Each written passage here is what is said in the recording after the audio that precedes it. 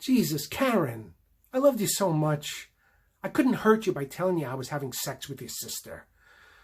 Yes, it was crazy. It was crazy because I loved you. It was crazy because Robert was my best friend. And it was crazy because I let your sister drive me crazy.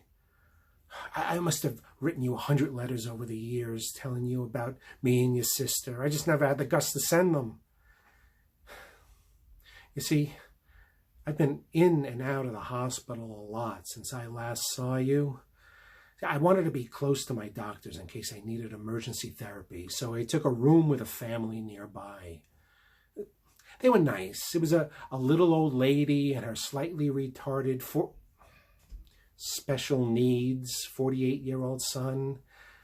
And they let me live there rent-free if I did some handiwork around the house. The arrangement was great. I mean, I didn't need money. All my meals were free.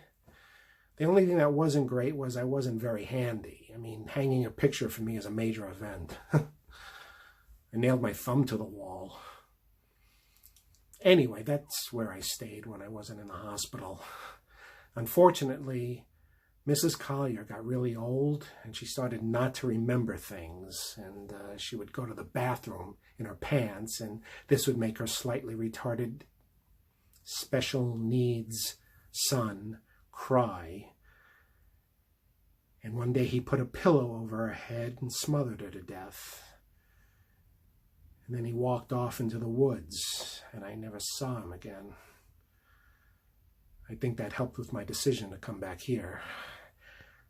Yes, sister. God, I hate her so much. You could have at least told me she was going to be here. I should get down on my knees and flog myself with branches, the way holy people used to do when they thought they sinned in the eyes of God. Yeah, I should get down on my knees and flog myself for what I did. Oh, this is all karma. This all has to do with karma. Bad karma. My bad karma for the way I betrayed you. See, it's all coming back at me 20 years later. It's all coming back at me to kick me in my ass.